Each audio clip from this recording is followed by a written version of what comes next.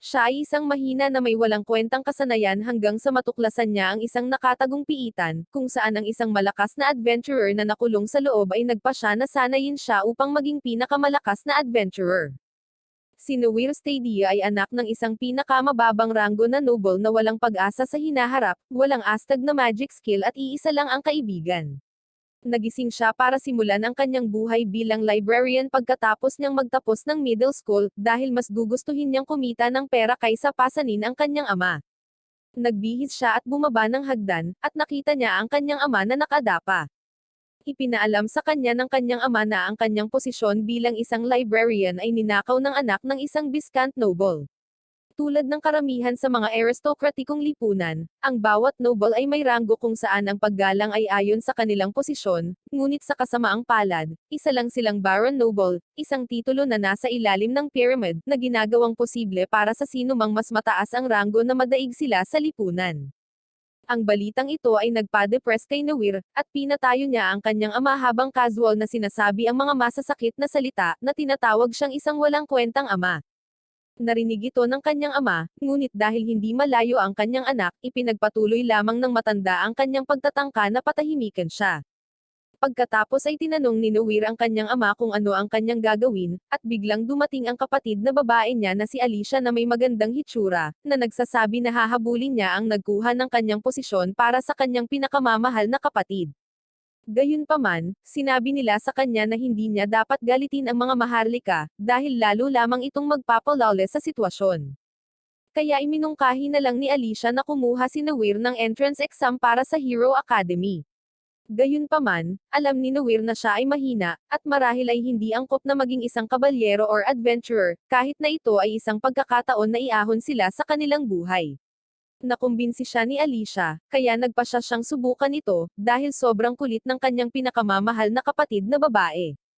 Sa bayan, nakilala niya si Emma na may magandang hitsura, at sa hindi malamang dahilan, sobrang energetic niya na sayangin ang kanyang buhay bilang isang librarian.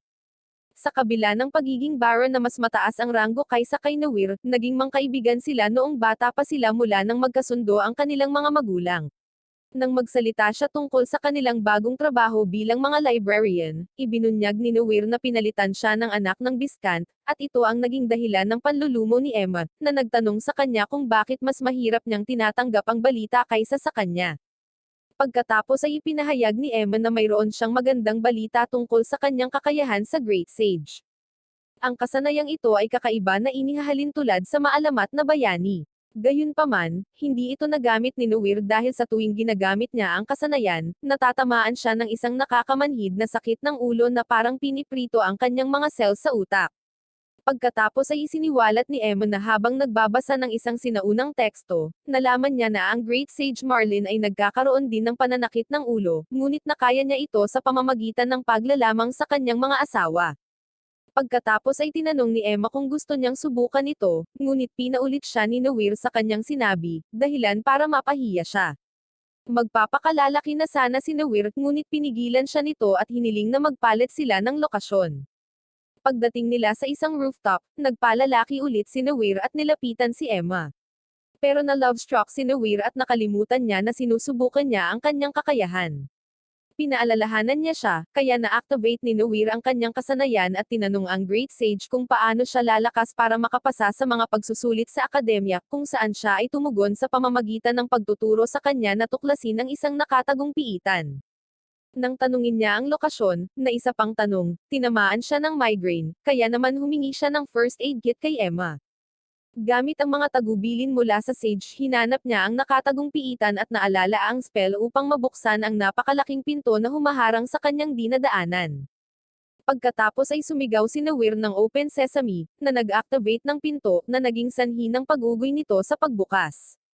Pagpasok sa loob, isang boses ng babae na hindi man lang kainahinala ang gamabay sa kanya patungo sa ikalawang palapag, at dahil isang babae ang boses, sinundan niya kaagad ang boses nito hanggang sa makarating siya sa isang silid kung saan niya nakita ang isang babae na nakagapos sa mga kadena. Noong una, akala niya isa lang itong estatwa, pero hindi naman pala. Gamit ang telepathy, hiniling niya sa kanya na hawakan ang kanyang ulo, at nang gawin niya ito, kinausap niya ito ng telepatiko, ipinakilala ang kanyang sarili bilang Olivia Servant, isang nagpakilalang super adventurer na kahit papaano ay natagpuan ang nakatagong piitan sa kanyang sarili, pinaslang ang mga halimaw sa loob, ngunit sa kasamaang palad siya ay nahulog sa isang bitag na nagkulong sa kanya doon sa loob ng 200 taon. Gustong tanggalin ni Noir ang kanyang mga kadena, ngunit ipinahayag ni Olivia na masasawi siya dahil ang mga kadena ay tinatawag na life chain na nagpapanatili sa buhay ng gumagamit.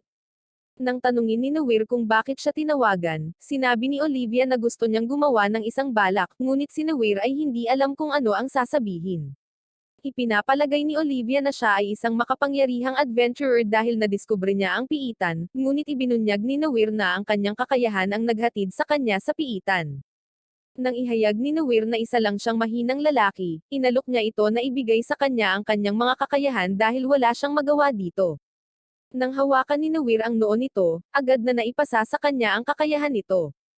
Pagkatapos ay ipinaliwanag niya na ang kanyang mga kasanayan ay maaaring lumikha ng iba pang mga kasanayan, ipasa ang mga kasanayan sa iba, at kahit na i-edit din ang mga ito. Gamit ang kakayahang ito na nagbibigay at gumagamit ng kasanayang mga life points, kapag umabot sa 0 ang kanyang mga life points, masasawi siya. Kaya dapat palagi siyang gumawa ng mga bagay upang matulungan siyang mapunan muli ang kanyang mga life points. Kabilang dito ang mga aktibidad ng panunood ng anime recaps, pagiging matako sa pagkain, or pagiging social media influencer. Pagkatapos ay sinuri niya ang kanyang mga life points na 550, kaya hiniling ni Olivia sa kanya na subukan ang kanyang bagong kasanayan. Sa ibang lokasyon, nakatagpo siya ng slime monster, kaya gumawa siya ng stone bullet na may 50 points at inilunsad ito sa slime. Bagamat tinalo niya ito, pakiramdam niya ay napagod siya ng lubos at kailangan niyang magpahinga. Sa bahay, ginagamit ni Noir ang kanyang kapatid na babae upang muling punan ang kanyang mga life points, kahit na hindi ito masyadong epektibo. Pagkatapos ay nakipagkita siya kay Emma para sa parehong eksperimento, ngunit naisip ni Emma na tinawag siya nito para sa isang date at nagsuot ng isang magandang damit na binili niya sa mall. Pagkatapos ay hiniling ni Noir na yakapin siya, na sinang-ayunan ni Emma, at ito ay nagpapalakas ng kanyang mga life points ng higit pa kaysa kay Alicia.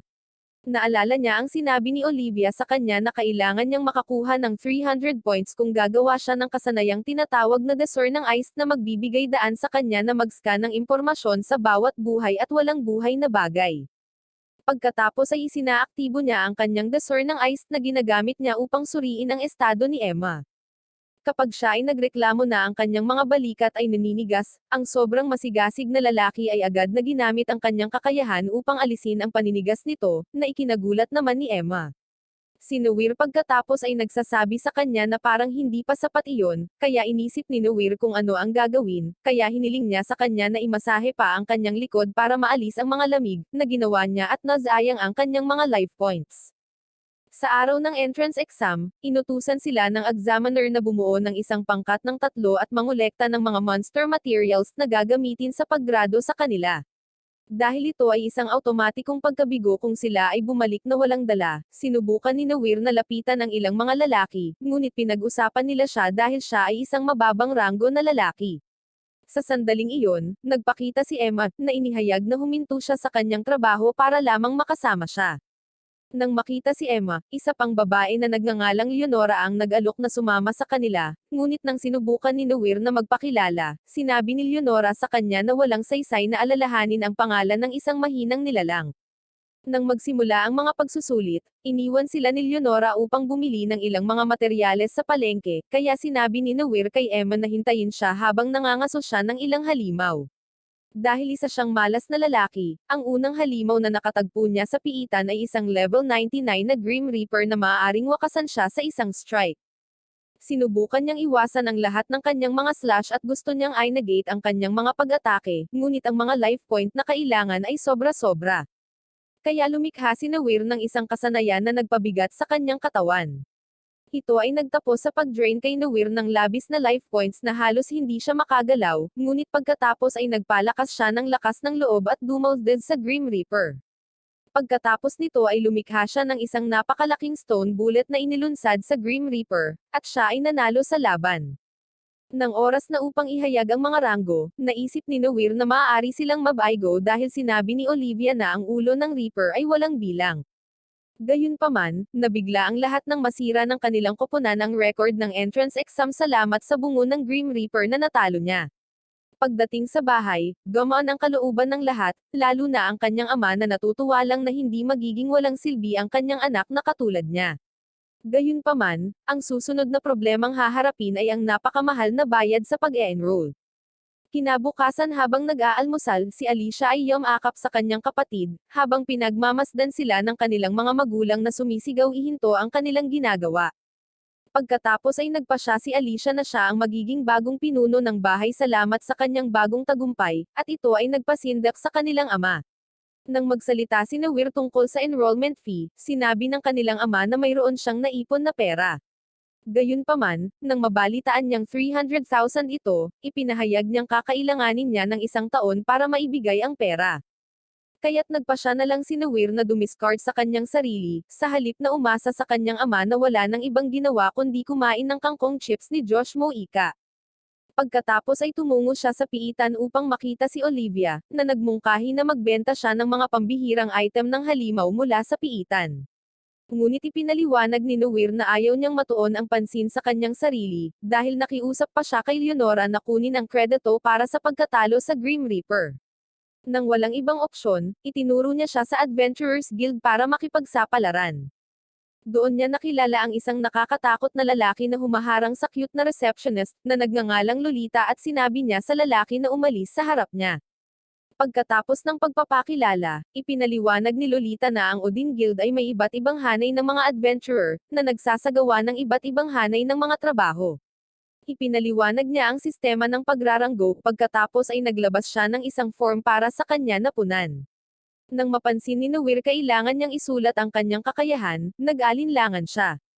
Kaya ibinunyag ni Lolita na ang anumang impormasyong ibibigay ay hindi mabubunyag. Nang makita ni Lolita na isinulat niya ang kakayahan ni Olivia, nagpalit siya ng mod, at tinanong siya kung bakit niya ginagaya si Olivia, na siyang ipinagmamalaki ng guild.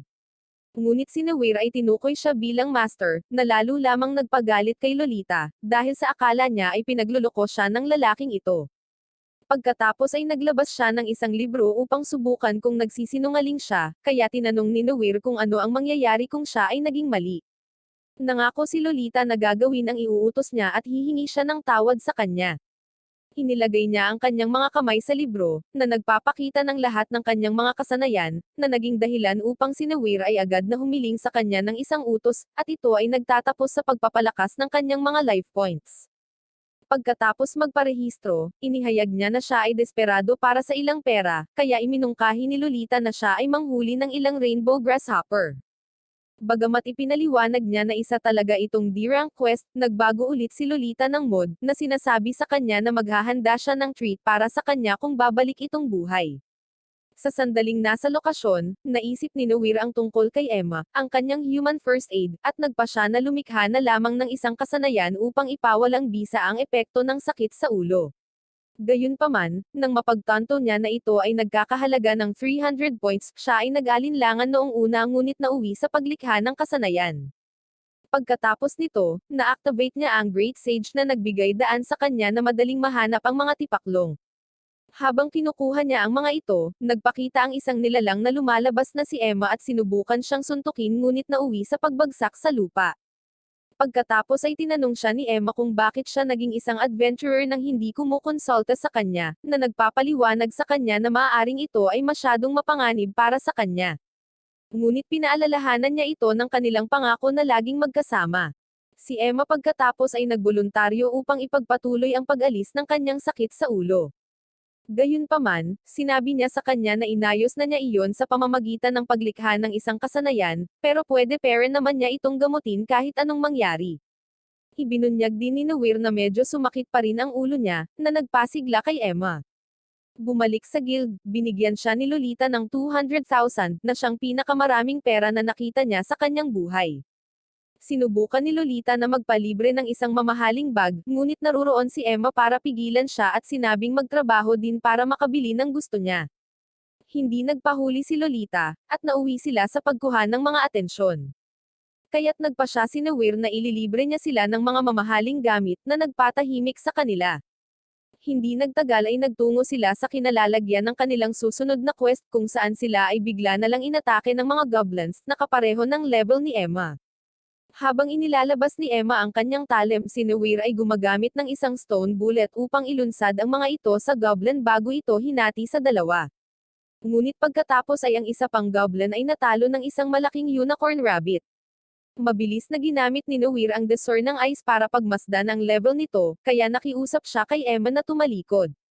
Ngunit ang matalinong babae ay hindi nais na maging pabigat, kaya't humarap siya sa kuneho, na umiiwas sa mga hampas nito ng paulit-ulit dahil siya ay mas mabilis. Pagkatapos ay ginamit niya ang kanyang mga magic spell para atakihin ito ng husto, ngunit ikinagalit lamang nito ng kunhong halimaw. Kaya't siya ay tumalon at nagdulot ng lindol gamit ang kanyang katawan, at nang siya ay lumipat upang tapusin si Emma, itinaboy siya ni Nawir gamit ang isang stone bullet. Pagkatapos ay nagtago sila sa kagubatan kung saan nagsimulang magmukmak si Emma, kaya para gamaan ang pakiramdam niya, iminungkahi ni Nawir na ang halimaw ay talagang malakas na hindi niya kayang talunin. Nang hindi umabot sa kanya ang kanyang mga salita, nagpa siya siyang i-upgrade ang kanyang dual-wielded dagger na kasanayan, ngunit nagkakahalaga ito ng masyadong maraming life points. Kaya pinili ni Nawir na i-edit ang kasanayan, na mas mababa kaysa sa pag-upgrade. Pagkatapos ay isiniwalat niya na kaya niya itong palakasin, ngunit may kailangan itong gawin bilang kapalit. Bagamat nangako si Emma na makikipagtulungan, nang sabihin sa kanya ni Nawir na kailangan niyang hawakan ang kanyang mga tainga, medyo nabalisa dito si Emma. Ang kanyang mga pag-iyak ay nauwi sa pag-akit sa kuneho, kaya sinubukan niyang magmadali, ngunit huli na ang lahat dahil sila ay inatake mula sa likuran. Ang kunhong halimaw ay umatake kay Nawir, handang mag-drill ng butas sa kanya, ngunit gumawa siya ng isang stone barrier sa huling minuto. Mabilis niyang in-upgrade ang mga istatistika ni Emma, at nang napakabilis na nabasag ng bato, na-one-shot ni Emma ang halimaw. Nang gabing iyon, nang isumite nila ang sungay ng kuneho upang kunin ang kanilang gantimpala, natigilan si Lolita na nagawa nilang mag-isa ang gayong quest. Nakapagtataka, pinasalamatan siya ni Emma sa pag-udyok sa kanya na magtrabaho ng husto, at nalutas ng dalawa ang kanilang mga pagkakaiba. Pagkatapos ay inilabas ni Nawir ang katawan ng kuneho, at inialok ito sa guild upang ang lahat ng naruroon ay matikman ang pambihirang karne nito. Matapos ibigay sa kanya ang kanyang reward, binati siya ng lahat dahil maaari na siyang mag-enroll sa Magic Academy. Ang kapaligirang puno ng kasiyahan ay labis na nakapagpapasiglas sa kanya, na nangako siyang pasalamatan si Olivia sa pagbabago ng kanyang buhay. Pagdating sa academy, pagkatapos magbayad ng enrollment fee, biglang pinayuko ni Emma ang ulo ni Nawir nang dumaan ang isang high-rankang na estudyante. Bagamat hindi siya naalala ni Nawir, ipinaliwanag ni Emma na siya ay si Fiona, ang anak ng isang duke. Nang marinig ito, gusto niyang gamitin ang kanyang Desor ng Ice para obserbahan ang kanyang katayuan, ngunit laking gulat niya nang malaman niyang may sumpa ito sa kanya na papaslang sa kanyang ika-16 na kaarawan. Kinabukasan, nagising si Nawir na naramdaman ang bigat ng mundo sa kanya, ngunit si Alicia lang pala iyon at ang malaking ulo nito na sumusubok na istorbohin siya habang siya ay natutulog. Gaya ng nakagawian, nakayakap ulit siya sa kanyang kapatid, at wala pakialam si Nawir dahil tumataas ang life points niya. Sa sandaling iyon, binuksan ng kanilang ama ang pinto upang makita sila na kakagising lang, kaya pa-impel niyang isinara ang pinto, at sumigaw na lang na oras na para kumain. Sa bayan, nakasalubong rin niya si Emma na gustong makibahagi sa kanilang morning routine, kaya pumunta sila sa malapit na kagubatan para sa ilang life point boost. Dahil kailangan nilang magsuot ng badge batay sa kanilang ranggo sa paaralan, pakiramdam nila ay hindi sila nababagay sa lugar, at sa katunayan, si Nawir ay tinatrato na parang isang basura. Lahat ng iba't ibang mga maharlika na naaakit sa kagandahan ni Emma ay lumapit sa kanya, habang lahat sila ay nagyayabang sa kanilang mga ranggo. Nakaupo lang si Nawir na iniisip kung bakit ganito ang ugali ng mga marlika na ito. Nilapitan pa siya ng isang lalaki, ngunit nang makita niya ang kanyang Baron badge, umalis siya. Nang makapasok si Fiona, nakakabigla niyang binati si Nawir gamit ang buong pangalan nito, na sa totoo lang ay nagpapagulat sa lahat. Dahil kinilala siya ng pinakasikat na si Fiona, nagpa siya ang lalaking Four Eyes na magpakilala, gayunpaman, hindi sila interesado sa kanya. Sa kanilang introductory lesson, ang instructor na nagngangalang Elaine ay nagsiwalat na siya ay dating mersenaryo na naging sikat sa paaralan, at nangako siyang hahagupitin ang mga ito ng ilang sandata habang pinakita ang kanyang mga labi na parang demonyong kontrabida. Para sa kanyang unang aralin, iminungkahi niya ang isang demonstrasyon sa pagtatanggol sa sarili, at dahil si Nowhere ay namumukod tangi dahil sa kanyang pagiging mahirap, nagpasya siyang gawin siyang kanyang punching bag. Hiniling sa kanya ni Elaine na bunutin ang kanyang espada at atakihin siya, na sinasabing imposibleng matamaan siya. Kaya't inilabas ni Nowhere ang kanyang espada at sinuri ang kanyang mga istatistika, na 232. Dahil dito, ibinigay niya ang lahat sa paglulunsad niya patungo sa kanya, ngunit iniwasan siya nito gamit ang isang kasanayang tinatawag na backstep. Sinabi ni Elaine sa kanya na subukan ang kasanayan at agad na naglulunsad ng pag-atake patungo sa kanya, ngunit hindi man lang nakapag-react si Nowhere at nataman siya sa tiyan. Gayunpaman, agad niya itong pinagaling, at nangako ng gantimpala kung magagawa niya ang kanyang defense move. Gaya ng inaasahan, si Nowhere pati na ang karamihan sa mga estudyante, lahat ay naudyukan. Pagkatapos ay nilikha niya ang kanyang kasanayan gamit ang pagkamalikhain, at nagawang gawin ang backstep skill sa isang pagsubok. Sa kasamaang palad, ang kanyang gantimpala ay isang masahe galing kay Elaine na inaangkin niya na maraming adventurer na hinahangad, ngunit ito ay higit na pagpapahirap kay Nowhere na hindi makahinga dahil ang timbang ni Elaine ay katumbas ng isang elepante. Sa sandaling bumangon siya, hindi niya napansin na tumaas ng husto ang kanyang mga life points. Nang mag-pair up na, iginiit ni Elaine na hindi na pwedeng magkapares sina Emma at Nowhere simula nang mag-date sila. Kinailangan nilang itama ang hindi pagkakaunawaan, at ipinahayag na sila ay mga kaibigan lamang noong bata pa sila. Pinigilan din niya si Fiona at ang kanyang kanang-kanay sa pagpapares, kaya naman nilapitan siya ng numero 1 lalaki ng klase. Gayunpaman, tinanggihan ni Fiona ang kanyang imbitasyon, na nagsasabi na hindi siya karapat-dapat sa kanyang ranggo at nag-imbita ng mga baron na nagtrabaho ng labis, kaya nagpasya siyang makipagpares kay Nowhere. Sa sandaling magkahawak sila ng kamay, ang nahuhumaling kapatid na si Alicia ay ginulo ang kanyang klase, dahil sa pakiramdam niya ay may ginagawang kakaiba si Nowhere. Para sa kanilang pairing exercise, sila ay maghahalinhinan sa paghahagis sa isa't isa. Gayunpaman, hindi na natakot si Nowhere dahil nakabili na siya ng passive defense skill na napakamura, at nagbigay siya ng kakaibang tingin. Nang ihagis siya nito, dumapo si Nowhere sa lupa gaya ng inaasahan, ngunit pagkatapos ay bumagsak si Fiona at binigyan siya ng karagdagang mga life points. Kapag lumapit si Amani kay Fiona, napagtanto ni Nowhere na ito ang sumpa na unti-unting umuubos sa kanyang buhay. Sinubukan niyang i-edit ito, ngunit nagkakahalaga ito ng 4 na beses sa kanyang mga life points. Kaya't nagtanong siya sa Great Sage ng pinakamabisang paraan upang makakuha ng mga life points. Pagkatapos ay sinabihan siya ng Sage na ihanay ang bawat babae na naruroon at isa-isang i-date silang lahat, nakikita siya ng 2,000 life points. Gayunpaman, sinabi ni Nowhere na ang 2,000 life points ay hindi sapat para sa kanyang stress. Gamit ang kasanayan ay sumakit ang kanyang ulo gaya ng dati, kaya't nakiusap siya kay Emma na pagalingin siya, na ginagawa pa niya ng walang pahintulot nito dahil hindi niya matiis ang sakit. Ang pagkilos na ito ay ginawa lamang si Elaine na sobrang asar or selos, ngunit siya ay nagpatakbo sa kanya ng 50 laps. Kinalaunan noong araw na iyon, nagtungo sila sa guild kung saan nag-freak out si Lolita nang makita niya si Nowhere.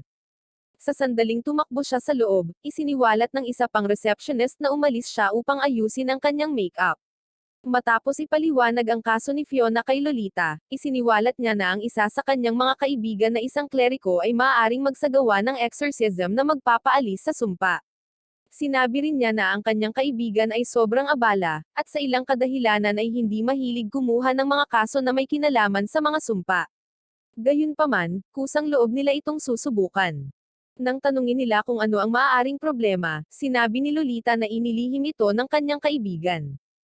Kaya, nagpasya si Nowhere na gawin ang lahat ng kanyang makakaya upang iligtas si Fiona bago ang kanyang ika-10 na kaarawan, na magaganap sa loob ng 1 linggo.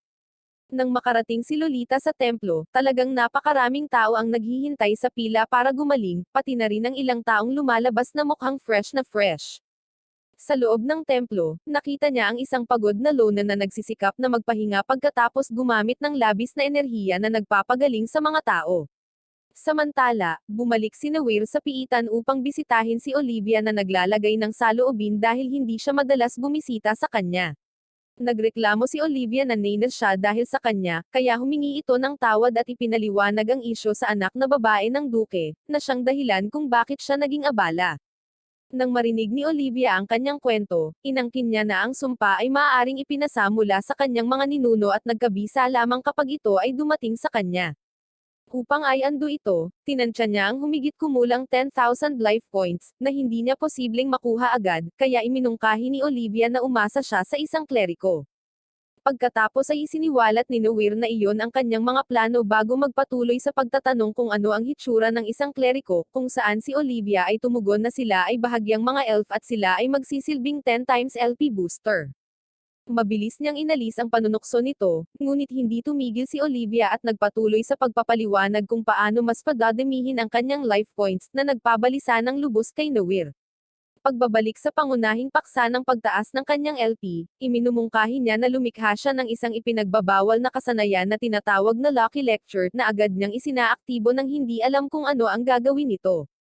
Minsan sa bayan, nakipagkita siya kay Emma na nagsasabing siya ay nahuhuli, kaya nagmadali siya upang madapa at malapit ng matambo malapit kay Emma. Pagkatapos, nagsimulang gumawa ng kababalaghan si Weir sa mga babae sa paligid na nagpaunawa sa kanya na ito ay epekto ng kanyang bagong kasanayan.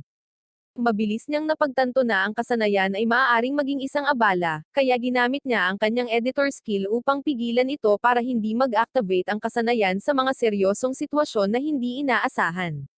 Balisa ang mukha ni Weir na ikinainis ni Emma, habang pinagmamasdan sila ni Lolita at Luna mula sa malayo, at sinabi ni Luna na siya ang kanyang type. Nang huminahon na ang mga pangyayari, ipinakilala siya ni Lolita sa dalawa, at habang naglalakad sila papunta sa isang restaurant, hindi maiwasan ni Emma na mapansin na siya ay walang laban sa bawat aspeto ng babae maliban sa kanyang pag-uugali. Sa loob ng restaurant, sa sandaling ipaliwanag ni Weir na si Fiona ang isinumpa, ibinunyag ni Lona na tiningnan niya siya kanina ngunit nagpa siya na huwag tumulong.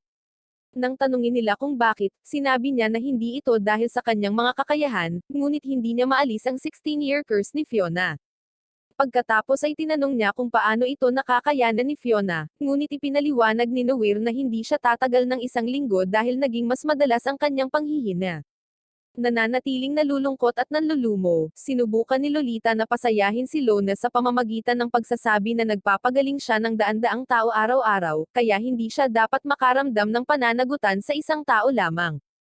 Nag-aalala rin si Weir, kaya ginamit niya ang mga discern eyes upang suriin ang kanyang mga istatistika, na nagbigay daan sa kanya na malaman ang tungkol sa kondisyon para sa pag-alis ng mga sumpa. Nangangahulugan ito na mababawasan ang kanyang buhay batay sa lakas ng sumpa na kanyang pinapagaling. Sa kanilang pagbabalik, ipinapalagay ni Weir na ang buhay bilang isang elf ay hindi puputulin ang sagabal ng sumpa ni Fiona, at nagtataka kung ano ang magagawa niya. Gayunpaman, nagkaroon ng pagbabago ng puso si Lona at nagpa siya na tulungan si Fiona, na sa totoo lang ay nakakagulat, kaya sinabihan siya ni Weir na mag-usap silang dalawa na magkasama. Sa isang eskinita, ibinunyag ni Weir na tinignan niya ang kanyang katayuan at alam niya kung ano ang panganib nito, ngunit hindi siya pinatapos ni Lona sa kanyang pangungusap. May ngiti sa kanyang mukha, ipinaliwanag niya ang kagalakan ng pagliligtas ng mga buhay. Ikinwento niya sa kanya ang tungkol sa kanyang ina na isa ring kleriko, at kinailangang alisin ang mga sumpa hanggang sa maubos ang kanyang buhay. Gayunpaman, sinabi niya ito nang nakangiti at sinabing ibibigay niya ang kanyang buhay upang iligtas si Fiona.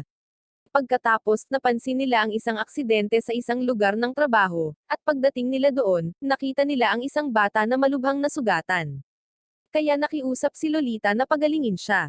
Pagkatapos ay inilabas ni Lona ang kanyang mga armas, pagkatapos ay gumamit siya ng isang kasanayan na tinatawag na healing shot upang pagalingin siya ng mabilis. Ang lahat ay humanga sa kanyang husay, ngunit bigla siyang natahimik at unang bumagsak ang mukha sa sahig. Nang tulungan siya ni Weir na tumayo, napansin niyang tinamaan siya ng talamak na kaso ng pagkabalisa habang siya ay natakot na bumubulong kung gaano siya natatakot sa mga sumpa. Muli niyang tinignan ang kanyang mga istatistika, at napansin niyang nag-a-activate ang kanyang Cordes skill anumang oras na gumamit siya ng maraming mana. Pagkatapos niyang magising, humingi si Lona ng paumanhin sa kanyang nakakahiyang pag-uugali, at sinubukang kalimutan ang tungkol dito sa pamamagitan ng pagtutuon ng pansin sa babaeng si Fiona na nangangailangan ng kanilang tulong. Nang makitang masyado niyang ipinipilit ang sarili, iminungkahi ni Nawir na humanap sila ng alternatibong paraan at ibunyag sa kanya na maaari siyang masawi kapag gumawa siya sa exorcism. Nang marinig ito, itinulak siya ni Lolita sa pader para sa paglilihim sa kanya ng lahat ng ito. Nang inaasahan niya ang isang sampal, sa halip ay isang mainit na yakap ang nakuha niya mula sa kanyang kaibigan. Habang ine-enjoy nila ang kanilang sandali, tiningnan ni Nawir ang kanyang mga kakayahan sa pagtatangkang makaisip ng paraan para mabuhay siya, matapos alisin ang sumpa ni Fiona. Pagkatapos ay naisip niya na ang pinakamahusay na mapagpipilian ay ang palitan ang kakulangan sa lifespan ng kanyang mga pananalapi. Ibinunyag ni Nawir na mayroon siyang paraan para maayos ang lahat, ngunit wala siyang sapat na LP. Binigyan pa niya sila ng listahan ng mga bagay na maaaring tumaas ang kanyang LP, at nakiusap na gumawa sila ng paraan para madagdagan ang kanyang LP. Bagamat wala silang ideya kung ano ang gagawin, naalala ni Lolita ang isang kaganapan kung saan madali silang makakakuha ng pera at ipinaliwanag na ito ay isang pride event. Ang kaganapang ito ay naganap sa isang coliseum, at ang order of activities ay kinasasangkutan ng mga mahihinang nilalang na hindi nakakakuha ng kasiyahan sa kanilang mga buhay. Kaya natutuwa silang panoorin ng ibang mga lalaki at ang kanilang mga kasintahan. Sa madaling sabi, ito ay pagtitipon ng mga taong laging naiinggit sa mga magjowa tuwing Valentine's Day dahil sila ay puro mga single, kaya bumuo sila ng isang samahan na wala na namang kadate sa Valentine's Day. Ang pag-iisip pa lang kung ano ang mangyayari ay nagpapahina na kay Nawir sa kanyang mga tuhod, dahilan para matambro siya. Samantala, hindi nagtagal ay nalaman ni Amani na ang kalusugan ni Fiona ay lalong lumalala dahil ang sumpa ay napakalakas, at nararamdaman na niya ang paparating na kasawian. Balik sa Pride event, sabik na magsimula ang lahat, kaya ipinaliwanag ni Lolita na malayang mang-insulto ang audience ng mga judges sa mga kalahok habang nire-rate ang kanilang kapareha. Nang umakyat sa entablado ang mga unang kalahok, nagpakilala ang babaeng walang ilong kasama ang kanyang mga kasama, ngunit tumahimik ang mga tao sa loob ng ilang minuto bago nagsisigawan ng mga pang-iinsulto, na tinutukoy sila bilang hindi magiging maganda ang Valentines. Kahit na ang moderator ay nagsasabi sa babae na parang tama ang sinasabi ng mga audience. Nang marinig kung gaano kalupit ang mga tao, nagsimulang mag-freak out ang team ni Nawir habang patuloy na binubuli ng crowd ang unang kalahok.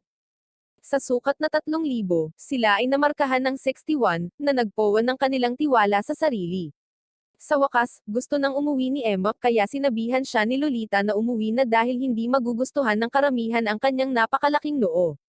Pagkatapos ay sumigaw si Emma na hindi na siya uuwi, at sa entablado, ang iba pang mga koponan ay kinuha ang kanilang patas na bahagi ng mga insulto mula sa mga manunood. Gayunpaman, ang isang grupo ng mga adventurers sa wakas ay umakyat sa entablado, at inihayag ni Lolita na sila ay mga adventurer mula sa Lamo Arrival Guild. Ang party ay napakakapansin-pansin na ang napupuot na manunood ay naging tahimik, kaya sila ay ginawaran ng kabuuang 2,700 points. Napansin ni Nawir ang pagkadismaya ng karamihan at naisip kung ano ang mangyayari kung ang kanyang mga kasamang babae ay naging walang silbi, ngunit pagkatapos ay inalis niya ang pag-iisip na iyon. Gayunpaman, nang tawagin ang kanyang koponan, na-activate ng karamihan ang kanilang X-ray vision na handa ng umatake. Masayang umakyat sa stage si Emma at nagpakilala sa crowd na nahihiya. Ngunit dumating ang isang maikling awkward moment of silence bago nakiusap ang mga tao na ibaon ang kanyang mukha sa kanila, at ganoon din, naghiyawan ang kanyang fanbase. Kaya pumangalawa si Lona at nagpakilala, kasunod si Lolita, na tila hindi na bago sa pagpupuri ng mga tao. Nang makita ng moderator na ang score ay 29-25 na isang bagong record, si Nawir at ang mga babae ay tumalon sa tuwa. Gayunpaman, ibinunyag ng moderator na ang kompetisyon ay malayo pa sa pagtatapos, habang sinusuot niya ang kanyang maskara. Sinabi niya na kailangan nilang bigyang kasiyahan ang lahat sa karamihan upang manalo sa kompetisyon. Ipinaliwanag niya na ang bawat miyembro ng koponan ay kailangang gumanap ng isang senaryo na pipiliin ng karamihan kasama ang kanilang master. Ang una ay kung paano alagaan ang nanginginig nilang master sa malamig na gabi. Habang nakikita nila ang iba pang mga gawain, ang mga babae ay nagsagawa ng isang pulong upang matukoy kung ano ang gagawin. Gaya ng inaasahan, perpektong ginampanan ni Noir ang kanyang role kaya ginamit ng mga babae ang kanilang mga kagandahan para pasayahin siya. Habang pinapanood ng crowd ang kanilang role-playing, napaluha sila at sumigaw ng napakalakas kaya dumagundong ang buong Coliseum. Idineklara nilang sila ang mga nanalo, itinapon sa kanila ang kanilang mahalagang pera bago sila pinaalis dahil sa pagiging mahusay. Agad silang umalis, tumungo sila sa Duke's Mansion kung saan nakita nila si Amani na umiiyak sa labas. Ni-reveal ni Noir na tinignan niya ang stat ni Fiona, at dumating siya na may planong pagalingin siya. Habang si Fiona ay nakahiga na walang malay, napanaginipan niya ang kanyang malungkot na pagkabata, na dahilan sa katotohanan na ang isang talunan na tinalo ng kanyang mga ninuno, ay isinumpa ang kanyang bloodline ng isang sumpa sa kasawian na aktibo sa kanyang panahon. Dahil maaga siyang masasawi, nagpa siyang mamuhay ng masaya sa pamamagitan ng pag-enroll sa Heroes Academy. Pagpasok ni Noir sa kwarto ay nagpakilala siya sa Duke pati na rin kay Lona na nakilala nila, at inusisa kung may pagbabago na ba sa loob nito. Pagkatapos ay ipinaliwanag ni Lona na ang dahilan kung bakit niya tinanggihan ang kanilang mga kahilingan noon ay dahil kakainin ng sumpa ang kanyang natitirang buhay, ngunit salamat kay Noir, ang sitwasyon ay nagbago ng husto. Ipinaliwanag niya na na-edit niya ang kanyang husay para maapektuhan nito ang kanyang pananalapi sa halip na ang kanyang buhay. Nang marinig ito, gumaan ang kalooban ng lahat, at si Amani ay umamin na si Fiona ay nakatingin sa kanya mula nang masira niya ang record sa pagpasok sa akademya. Pagkatapos ay tinanong ni Noir kung paano niya nalaman na natalo niya ang Grim Reaper dahil hindi siya nag-claim ng credit dito, ngunit ang sabi lang ni Amani ay magaling si Fiona sa pagbabasa ng emosyon ng mga tao.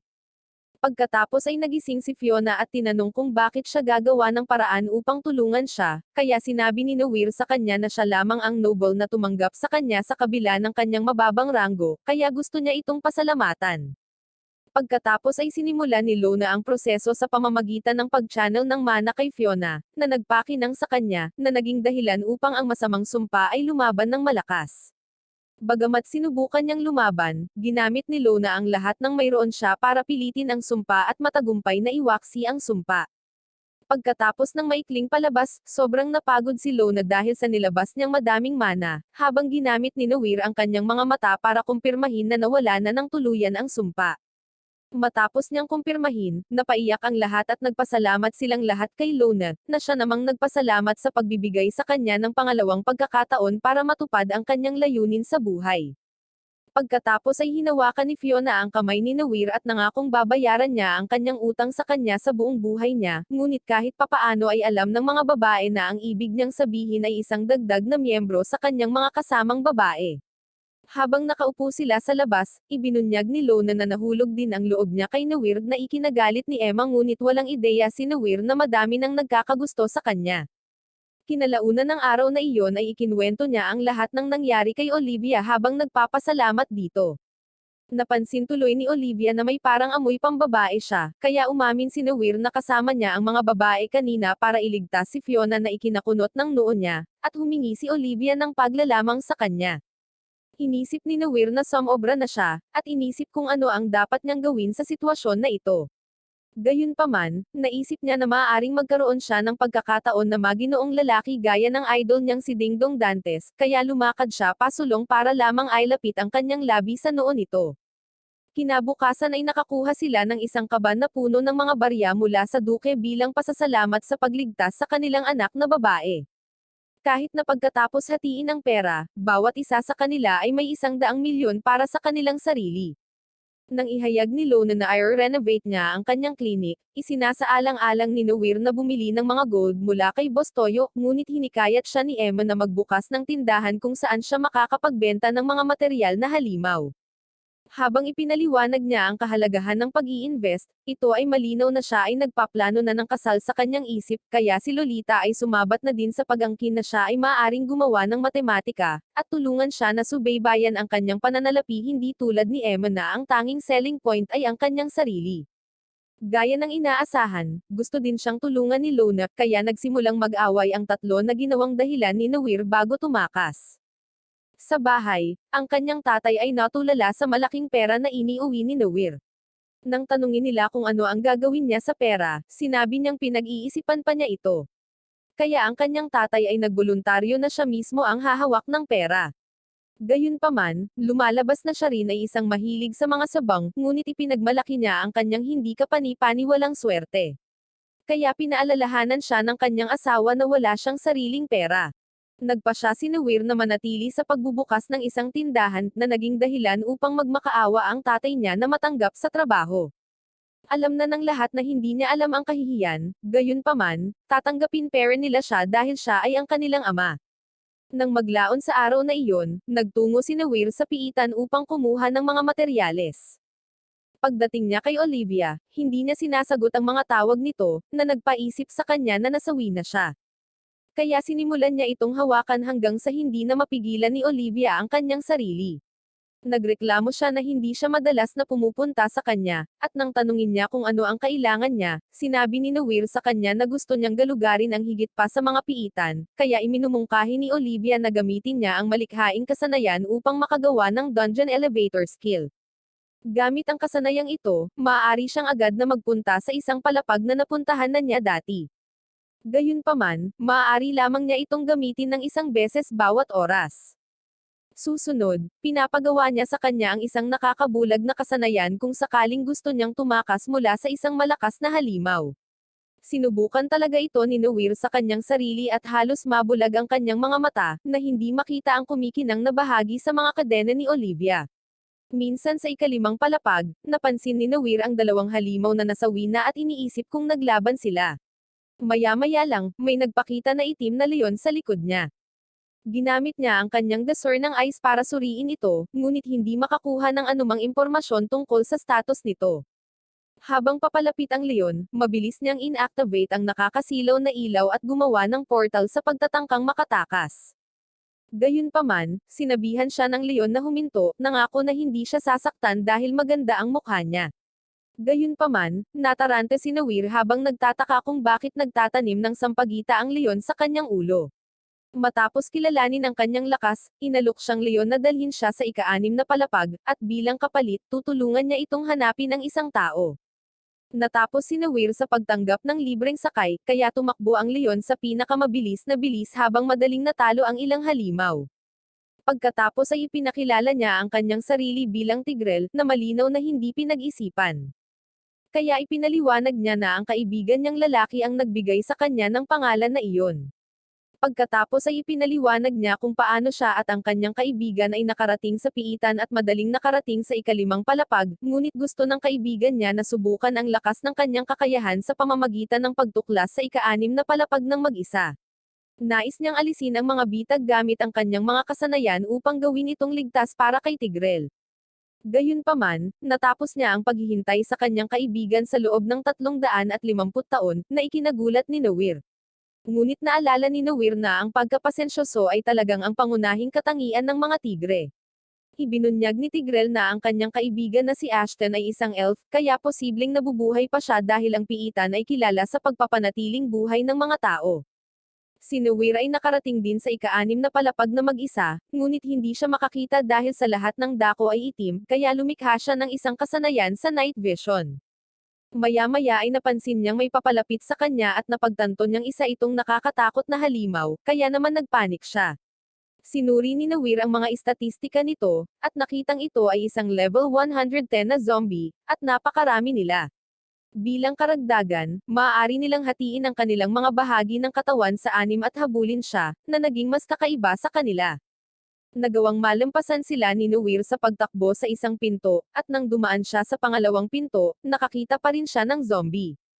Gayunpaman, kakaiba ang pananamit ng isang ito, kaya tiningnan niya ang kanyang katayuan at napagtantong si Ashton iyon. Sinubukan niyang kausapin ito, ngunit walang sumasagot, kaya ginamit niya ang kanyang editor skill para tanggalin ang kanyang zombie form. Dahil dito, bumalik si Ashton sa kanyang anyo ng elf, pagkatapos ay ipinaliwanag ni Nawir na siya ay nakulong sa loob ng mahigit 300 taon habang hinihintay siya ni Tigrel. Napaluha siya nang maalala niya kung ano ang nagawa ng mabuting kaibigan ni Tigrel sa kanya. Matapos silang magkataon na maging magkaibigan, sinabi niyang nag-isa lang siyang pumunta sa ika-6 na palapag dahil gusto niyang maging kapaki-pakinabang kay Tigrel, na palaging nagpo-protekta sa kanya. Si Nawir ay nakarelate dahil si Emma ang nagpo-protekta sa kanya noon pa man, dahil ang kanyang kakayahan ay mas walang silbi kumpara kay Emma. Pagkatapos magtipon ng lakas ng loob, sumama siya kay Nawir pabalik sa ikalimang palapag, kung saan nakasama niyang muli si Tigrel, na natutuwa lamang na makita siyang buhay. Hindi niya sinabi sa leon na sumuko sa pagsakop sa piitan, dahil gusto niyang suriin kung buhay pa ang kanyang kasintahan sa isang bahay. Tila, hindi alam ng lalaki na wala na ang kanyang kasintahan, at ang masaklap pa, isiniwalat niya na ang mga estranghero ay hindi pinapayagan sa kanyang nayon, na nangangahulugang itinataboy niya si Tigrel pagkatapos niyang hintayin siya ng 350 years. Nagpasya silang maghiwalay ng landas, gayunpaman, si Ashton ay kitang-kitang nagkasala sa pag-aaksaya ng napakaraming buhay ni Tigrel. Ngunit walang pakialam ang leon, dahil isa rin siyang tagahanga ng Arsenal na naghihintay pa rin sa kanila na manalo sa Champions League. Maluha-luha, nagpaalam ang dalawa, at sa sandaling nasa ibabaw na ng lupa, ipinangako ni Ashton na babayaran niya si Nawir sa pagliligtas sa kanyang buhay. Pagkaalis niya, tinanong ni Nawir kung ano ang plano niyang gawin ngayong wala na ang kanyang kaibigan, kaya isiniwalat ni Tigrel na may nakalimutan siya sa ikalimang palapag at bumalik siya para kunin ito. Dahil sa curiosity, inistok siya ni Nawir para lamang makita siyang nag-aalboroto sa pamamagitan ng pagtalo sa mga inosenteng halimaw. Noong una, akala niya ay galit siya, ngunit natuklasan ni Nawir na ang mabalahibong kaibigan ay lihim na umiiyak dahil ang paghihiwalay sa kanyang matalik na kaibigan ay napakahirap tiisin. Nang makita kung gaano siya katapat kay Ashton, naantig si Nawir sa kanyang puso, kaya hiniling niya kay Tigrel na maging kaibigan niya. Ito ay nagpagulat sa kanya, ngunit si Nawir ay seryoso, kaya't tinanggap niya ang imbitasyon na manirahan sa kanyang bahay. Nang maayos na iyon, tumalon siya sa kanyang likuran at pabalik na sila sa bayan, habang naisip ni Tigrel kung gaano siya kaswert na magkaroon ng isa pang kaibigan na tulad ni Ashton. Pagdating sa bahay, ang ama niya ay halos madulas sa sarili, habang sinubukang ipakilala si Tigrel at hinawakan nito sa kanyang ulo. Ang ina ni Nawir ay walang pakialam sa nangyari, habang si Alicia ay tuwang-tuwa. Mabilis na nagkabati sina Tigrel at ama ni Nawir, ngunit kailangan pa rin niyang humingi ng mabuting panukala upang matiyak na hindi niya ito kakainin kapag gusto niya ito. Samantala, nagpasya si Alicia na hawakan ang tulap sa kanyang ulo, na naging dahilan upang makagawa siya ng mga kakaibang ingay na ikinatutuwa nilang pakinggan. Makalipas ang ilang araw, bago nila buksan ang pinto ng guild, narinig nilang nag-aaway ang dalawang babae. Pagkapasok, naabutan nilang nakikipagtalo si Lolita sa isa pang receptionist. Nang umaga na iyon, nakipagkita si Emma kay Nawir, mukhang masigla at masiyahin gaya ng dati. Napansin niyang nakatitig si Nawir, kaya binigyan niya ito ng morning LP boost sa pamamagitan ng halos pagkabasag ng kanyang likuran. Dahil nakatitig ang lahat, nakiusap si Nawir na tumigil na siya, ngunit sa isip ni Emma, naisip niya na lihim itong nahihiya na makitang kasama niya. Sa paaralan, dumating muli sina Fiona at Amani upang pasalamatan siya sa ginawa niyang paraan upang tulungan sila. Lumapit siya kay Fiona ng malapitan, habang kinukwento ni Amani ang nalalapit nilang pagsubok, na hindi alam ni Nawir na malapit na. Dumating din si Elaine, at ang una niyang gagawin ay ipaliwanag kung paano gumagana ang sistema ng pagsusulit. Dahil freshman pa lang sila, ipinaliwanag niya na ang panahon ng pagsusulit ay tatagal ng 2 linggo, at sa panahong iyon, hihilingin sa kanila na magtipon ng mga partikular na material na halimaw na makukuha nila. Gayunpaman, nagbulang-bulungan ang lahat ng mga estudyante, dahil napansin nilang ang mga materyales ay pawang mga rare items, kabilang ang isang dragon, na malamang na hindi makuha ng kanilang pera, hindi katulad noong entrance exam. Ang mas masaklap pa, idinagdag ni Elaine na ang sinumang hindi umabot sa 10,000 points ay kailangang kumuha ng mga karagdagang klase sa buong tag-araw. Sa pahinga ng tanghalian, nais ni Emma na makabuo ng isang diskarte upang makuha ang mga materyales, at kahit si Nawir ay nagsabi na ito ay magiging isang mahirap na gawain. Nang tanungin ni Nawir kung ano ang nasa isip niya, sumigaw si Emma na gusto niya ng dragon, na tiyak na maglalagay sa kanila sa pinakamataas na ranggo. Iminungkahi ni Nawir na pumunta sila sa guild para magtanong kay Lolita. Doon nila nakita ang kaguluhan kung saan pilit na pinipigilan ni Lone si Lolita na sampelan si Ira, ang kapwa niya receptionist, na nagnakaw ng 2 adventurer sa ilalim ng kanyang gabay. Gayunpaman, ipinamalas lang ni Ira ang kanyang magandang figure at maputing balat na nagsasabi na ang mga adventurer ay naiinip na tumingin sa hindi nalinis na hitsura ni Lolita dahil sa totoo lang, siya ay mukhang isang yaya na di naliligo. Habang patuloy na nagrereklamo si Lolita, kinukutya siya ni Ira sa pagkahuli sa lingguhang ranggok kung saan napakataas ng kanyang marka na hinding-hindi kaya abutin ni Lolita sa ngayon. Naalala ni Nuwir na ang mga ranggo ay nakaapekto sa kanilang mga bonus, pati na rin ang mga pribilehiyo sa trabaho, at naawa sa kanya. Bagamat naalala ni Lona na mayroong isang hindi nakasulat na tuntunin na pumipigil sa mga receptionist na magnakaw ng mga adventurer ng ibang tao, ipinaliwanag ni Lolita na si Ira ay gumagawa ng karagdagang milya at ginagamit ang kanyang mga antang-antang upang akitin ang mga tao. Gayunpaman, itinanggi ni Ira ang mga akusasyon at humihingi ng pruweba, ngunit dahil wala si Lolita, binansagan niya ito ng pagkabigo, na ikinagalit niya ng husto kaya't nangakong hindi siya papayag na manako ang isa pang kliyente mula sa kanya. Para sa buwan na ito, hinahamon niya si Ira sa isang paligsahan, na sinang-ayunan niya, na may kondisyon na kung manalo siya kukunin niya ang isa sa kanyang mga adventurer, upang maging tiyak kukunin niya si Nawir na hindi napigilan ang kanyang mga alindog nang makitang siya. Nang hindi mapigilan si Ira, sinuri ni Nawir ang kanyang katayuan at natuklasan na ang lahat ng kanyang mga kasanayan ay magiging kapaki-pakinabang sa silid tulugan, at kahit na siya ay nagkaroon ng nosebleed mula sa pag-iisip kung ano ang magagawa ng kanyang mga kasanayan. Pagkatapos ay iniwan sila ni Ira upang pumasok sa isang silid kung saan pinakawalan niya ang kanyang kontrabida na tawa, dahil sinabi niyang nadisiplina na niya ang kanyang mga tauhan upang matiyak na sila ay maging sobrang tapat sa kanya. Samantala, tinanong naman ni Nawir si Lolita kung may pagkakataon ba siyang manalo at nang makita ang kanyang reaksyon, nangako si Nawir na tutulungan siya. Ipinaliwanag ni Nawir na naghahanap siya ng high-level quest para sa academy exam, at dahil ito rin ang magpapapataas sa kanyang rangkang, pumayag silang tulungan ang isa't isa. Nagboluntaryo din si Lona na tumulong, na isiniwalat na dati siyang nasa isang partido ngunit huminto dahil maaaring maging problema ang kanyang kasanayan sa mga field mission. Pumayag si Nawir, kaya ang koponan ay nanumpa na tataluninin nila si Ira ng magkasama. Sa kagubatan kasama si Luna, sinimulan nilang talunin ang bawat mga halimaw hanggang sa ang natitira na lang ay talunin ang isang dragon. Salamat sa kanyang mga koneksyon bilang isang kleriko, nadiskubre ni Lona ang lokasyon ng isang Earth Dragon. Gayunpaman, sinabi ni Emma na narinig niya na tatapusin ng mga dragon ang sinumang tao kapag itinoon niya ang kanyang mga mata sa kanila. Dahil sa kanyang galing, nagpa siya si Nawir na pinakamahusay na gumamit ng isang kakaibang paraan upang bitagin ang dragon bago ito atakihin hanggang masawi. Para makapaghanda, kumuha sila ng mga bagong sibat para sa pag-atake, at ni-refill din ni Nawir ang kanilang LP mula sa kasamahang mga babae.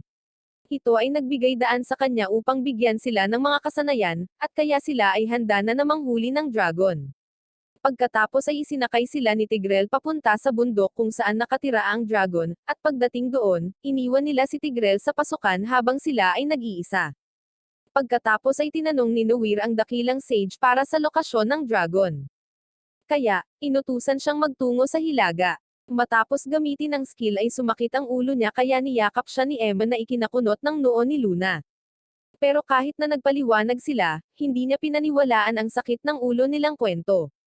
Pagkatapos, nagsimula silang maghukay at maglagay ng bitag para sa dragon. Kapag tapos na sila, tinignan ni Nawir ang dragon para pag-aralan ang husay nito, at kung sakaling kailanganin niya ng karagdagang hakbang para dito.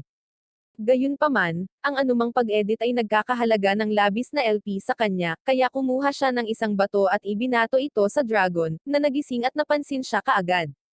Ito ay umungal ng malakas sa kanyang harapan, kaya tumakbo si Nawir para sa kanyang buhay. Bagamat muntik na siyang madurage, sinimulan niyang akayin ang dragon patungo sa bitag, habang walang humpay ang paglulunsad nito sa kanya ng mga higanteng bato. Hindi nagtagal ay bumalik sila sa kinaroroonan ng bitag kung saan nahulog ang dragon. Kaagad, sinimulan ng mga babae ang kanilang pagsalakay. Sumasali din si Nawir sa pamamagitan ng pag-atake sa kanyang ulo, ngunit pinasabog siya ng dragon ng napakaraming bato na muntik na siyang masawi. Gayunpaman, hindi nagtagal ay natalo nila ang dragon, pagkatapos ay sumugod sila sa tabi ni Nawir, at pinagaling siya ni Lona gamit ang kanyang magic bullet. Sa paaralan, nagulat si Elaine na nakapaslang talaga sila ng isang nakakatakot na Earth Dragon.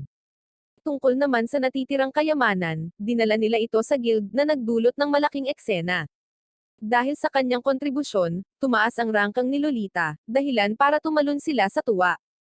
Pero panandalian lang ang kanilang excitement dahil hindi nagtagal ay naunahan din sila ng score ni Ira. Naisip ni Lolita na tiyak na nanloloko siya, gayunpaman, walang katibayan upang ipako ang si Ira. Ito ay lumabas na lahat ng tao ay nasa ilalim ng kanyang kontrol na labis na nagtatrabaho sa kanilang sarili, hanggang sa sila ay maging parang mga zombie na. Habang nagsusumamo sila sa kanya na gantimpalaan ang kanilang pagsusumikap, sinabi niya sa kanila na marami pa silang dapat gawin bago sila talks on upang palakasin ang kanilang moral, na nagpaisip kay Nawir na ngayon ay interesado na rin sa kanyang gantimpala. Sa puntong iyon, lubos na naasar si Lolita. Kaya, dinala niya si Nawir sa isang lihim na silid at nagsimulang tanggalin ang ribbon para lamang ipakita niya ang isang kupon na gagamitin ni Nawir. Sinabi ni Lolita sa kanya na kailangan nilang kunin ang mga kupon para magamit ang mga ito. Ngunit para sa araw na iyon, kailangan niyang humiga at pagsilbihan siya. Pinigilan siya ni Nawir dahil sa tingin niya ay napipilitan lang siya, kaya naman, hinayaan niya ang sarili niyang umiyak. Nang maglaon sa araw na iyon, pumasok si Nawir sa piitan upang humingi ng payo kay Olivia, na pagkatapos ay inutusan siyang magtungo sa ikapitong palapag ng piitan kung talagang gusto niyang makipagtalo sa malalakas na halimaw. Gayunpaman, sinabi ni Olivia na hindi siya sapat na malakas at iminumungkahi niyang gumawa siya ng combo skill ng paggamit ng mga elemento ng apoy, tubig, at kidlat. Ipinaliwanag niya na maaari siyang makakuha ng mga banal na apoy, na madaling makapag-alis ng mga zombie, or mga patak ng tubig, na maaaring madaling gamitin. Sa wakas, maaari din niyang subukan ang kidlat na magiging perpekto para sa pag-atake. Kaagad, binili ni Nawir ang kasanayan. Kaya, nagpatuloy si Olivia sa pagpapaliwanag na kailangan niyang lumikha ng isang magic fusion na kasanayan sa susunod upang magawa ang isang overpowered spell. Pagkatapos ay tumungo siya sa ika-6 na palapag kung saan nakatagpo niya ang ilang mga zombie. Kaya, pinagsama ni Nawir ang Earth Bullet na may mga banal na apoy at nakagawa siya ng malakas na pag-atake na humahampas sa mga zombie. Ang lakas ng pag-atake ay napakalakas na naisip niya na malamang na siya ay maaaring tumalo ng isang Demon Lord na nagpatungo sa kanya sa ikapitong palapag. Gaya ng anumang tipikal na anime, ang ikapitong palapag ay parang kagubatan na may sikat ng araw, mga puno, at sariwang simoy ng hangin na tumatama sa kanya habang pinagmamasdan niya ang kamanghamanghang tanawin. Napansin ni Nawir ang isang grupo ng mga lobo na galit na kumakain sa isa pang halimaw. Agad niyang tiningnan ang kanilang status na 3 beses na mas mataas kaysa sa kanya. Kaya, naisip ni Nawir na pinakamahusay na umatras. Pagkatapos, isang babae ang lumapit sa kanya, at sinabing mayroon siyang kahilingan dahil tila tumakbo si Tigrel na nagsasabi sa mga halimaw sa paligid na maaaring siya ang pinakamalakas. Nang lumingon siya, nakita niya ang isang cute na batang babae na may bulaklak din sa kanyang ulo, ngunit higit sa lahat, ipinaalala nito sa kanya ang maliit na si Emma, na nagpaalala sa kanya ng isang panahon sa kanilang pagkabata noong si Emma ay bata pa. Pagkatapos ay tiningnan niya ang kanyang stats at natuklasan na siya ay isang level 55 na Dryad. Pagkatapos ay humingi ng pabor sa kanya ang Dryad, na isiniwalat na kapag hindi niya ito tinulungan, masasawi siya. Siya ay nagsimulang magmakaawa sa kanya ng time, at sa ilang kadahilanan, siya ay sumisid sa lupa. Sinabi niya na ito ang kanyang paraan ng ganap na pagsuko ng sarili sa kanya, kaya nagpa siya si Nawir na marinig man lang kung ano ang kanyang kahilingan. Pagkatapos ay ipinaliwanag niya na siya ay isang malaking puno sa kagubatan, at naalala ni Nawir na minsang sinabi ni Elaine na ang mga Dryad ay mga espiritu ng kagubatan. Idinagdag niya na ang kanyang kakayahan ay nag-uugnay sa kanya sa bawat bahagi ng kagubatan, na nagpapahintulot sa kanya na malaman kung ano ang nangyayari sa anumang oras. Nang tanungin ni Nawir kung bakit siya ay nasa anyo ng isang bata, sinabi niya sa kanya na naramdaman niya ang isang lalaki na bibigyan siya ng higit na pansin. Gayunpaman, namula lang siya, dahil hindi pa siya handa sa ilang ipinagbabawal na pag-ibig. Pagkatapos ay inihayag ng babae na may umuubos ng kanyang enerhiya, na nagpapatakot at balisa sa kanya na tipong nauubos na rin ang kanyang life force. Sa puntong ito, naisip ni Nawir na malamang na pinaglalaroan niya ang kanyang katalinuhan, na, sa totoo lang, ay hindi gaanan katalino. Ipinaliwanag ng Dryad na ang kanyang tunay na katawan ay isang matandang puno na binabantayan ng halimaw, at hiniling sa kanya na talunin ang halimaw. Bilang kapalit, sasabihin niya sa kanya kung nasaan ang mga kahon ng kayamanan, pati na rin ang daan patungo sa susunod na palapag. Tila isang patas na kalakalan, isinasaalang-alang na kailangan niyang tulungan si Lolita na manalo sa ranggo. Kaya, sinabi ni Nawir sa kanya na kailangan muna niyang tingnan ang halimaw at buong pagmamalaki na tinawag ang kanyang sarili na isang malakas na lalaki. Kinikilala niya ang kanyang katapangan at ipinakilala ang kanyang sarili bilang Dory. Magkasama silang nagtungo sa kinaroroonan ng kanyang tunay na katawan, kung saan napagmasdan nila ang halimaw na gintong bubuyog na umuubos ng kanyang life force. Sinabi niya na ang mga bubuyog ay dapat na nasa isang kolonya, ngunit ang isang iyon ay mutated na nagpapaliwanag kung bakit wala ito sa isang kolonya. Gamit ang kanyang desor ng eye, napagtanto ni Nawir na ang level nito ay isang nakakatakot na 256. Kaya, malinaw niyang sinabi sa kanya na ang halimaw ay tatalunan siya kaagad kung maglalakas loob siyang lapitan ito. Pagkatapos ay humingi si Donna ng tawad sa pagre-request ng imposible, at sa sandaling iyon, nanghina ang kanyang katawan. Kaya, sinuri ni Nawir ang bubuyog upang makitang malaya itong kumukuha ng mana mula sa kanyang pangunahing pangangalaga sa katawan. Bagamat alam niyang walang paraan na matatalo niya ang gintong bubuyog, muli niyang pinagmasdan ang pinsala sa totoong katawan nito, na pagmamasdan na unti-unti na itong nasesiro. Nag-ipon si Donna ng lakas para tumayo at ituro sa kanya ang daan patungo sa susunod na palapag, ngunit nang makita kung paano niya itinulak ang sarili na tumayo, isinumpa ni Nawir ang kanyang kahinaan at sinabi sa kanya na mayroon siyang puso kahit papano, na hindi niya ito hahayaang mag-isa kapag pinaalalahanan niya nito ang batang si Emma. Pagkatapos ay bumalik siya sa pugad ni Olivia upang hanapin ang kanyang mahusay na kaalaman, at tulad ng inaasahan, natutuwa si Olivia na umasa sa kanya ang kanyang estudyante. Gayunpaman, pinayuhan niya siya na huwag pansinin ang mga kahilingan ni Donna, dahil wala siyang sapat na lakas para talunin ang halimaw na bubuyog. Gayunpaman, nais ni Nawir na ibigay ang lahat ng kaya niya, na nagtanong sa kanya kung nahulog ang puso niya sa punong si Donna sa loob ng ilang minuto. Ipinaliwanag ni Nawir na dahil lang sa naalala niya si Emma sa kanya, kaya si Olivia ay nagpasya na tumulong, na inihayag na dapat itong mangako na hindi siya masasawi or mapupunta siya sa impyerno at susuntukin ang kanyang katawan. Pagkatapos ay tinanong ni Nawir kung bakit hindi siya pupunta sa langit, ngunit sinabi ng ginang na siya ay naging isang masamang babae. Bumalik sa ikapitong palapag, nakita nila ang Golden Bee sa pugad nito. Kaagad, lumikha si Nawir ng isang kasanayan na tinatawag na target na nakalock sa kanyang kaaway. Sumunod, lumapit siya sa grupo ng mga lobo at sinabihan si Donna na magtago, dahil mapanganib ang plano. Pagkatapos ay binigyan niya siya ng hindi inaasahang LP boost bago tumakbo palayo upang magtago. Naghagis ng bato si Nawir sa isang lobo, na naging sanhi ng pagsumpa nilang lahat sa kanya.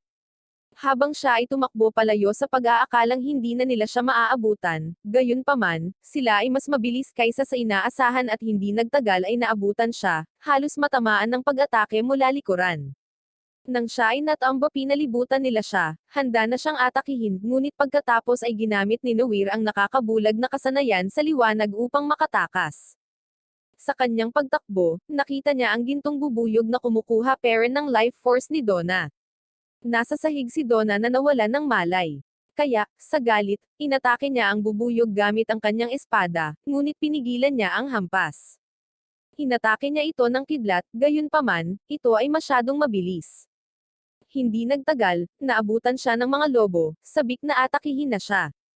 Kaya, ginamit ni Nawir ang target na kasanayan para maput ng mga Silver Wolves ang Golden Bee. Dahil dito, agad na inatake ng grupo ang Golden Bee, at hindi nagtagal ay naging madyugo ang labanan kung saan ang mga lobo ay nakakuha ng mas maraming pinsala. Gayunpaman, sa kalaunan ay tinalo ng bubuyog ang mga lobo at naghanda upang labanan si Nawir, na pagkatapos ay gumamit ng isang pagsasanib ng tubig at kuryente, at inilunsad ito sa bubuyog at agad itong tinalo. Di nagtagal, nagising si Donna at nagpasalamat sa kanyang pagligtas sa kanyang buhay kahit hindi man lang siya nakatulong. Ipinakita niya talaga sa kanya ang lokasyon ng mga chest at tinulungan pa siyang kunin ang mga gamit sa loob. Gamit ang kanyang desor ng ice, nalaman niya na pinapalakas ng orb ang mga salamangkero tulad ni Emma na may mga katangian ng hangin, habang ang golden clip ay isang rare item na kapaki-pakinabang. Ito ang nagpa-excite sa kanya, kaya nagpasalamat siya sa pagtupad sa kanyang bahagi ng usapan. Ipinakita rin nito sa kanya ang pasukan sa ikawalong palapag na alam niyang hindi niya mahahanap kahit ilang buwan pa niya hanapin. Bumalik sa nayon, ibinigay niya ang rare item kay Lolita para tulungan itong manalo sa rankings. Sa araw ng huling anunsyo, ang lahat ay na-hype na parang ito ang kaganapan ng taon. Pinipili ng bawat receptionist ang kanyang nangungunang adventurer upang kumatawan sa kanila, kaya magkasama silang inilagay sa podium. Pagkatapos ay sinimulan nilang bilangin ang bilang ng mga barya na ibinigay sa kanila ng Guildmaster batay sa kanilang pagganap. Sunod-sunod na nag-drop out ang mga adventurer, hanggang sa ang natira na lang ay ang mga representative ni Lolita at Ira. Ang labanan ay patuloy na naging isang tie, ngunit pagkatapos ay tila nauubusan na ng barya si Nawir. Habang nagiging tensyonado ang kapaligiran, pareho nilang ipinakita ang kanilang huling kamay, at si Nawir ay nanalo. Kaya, si Lolita ang idineklara na panalo. Gaya ng inaasahan, inakusahan sila ni Ira ng pagdaraya, ngunit pagkatapos ay pinaalalahanan siya ni Lolita na wala siyang patunay, at sinabihan siyang iwasang magnakaw ng mga adventurer ng kanyang mga kasamahan.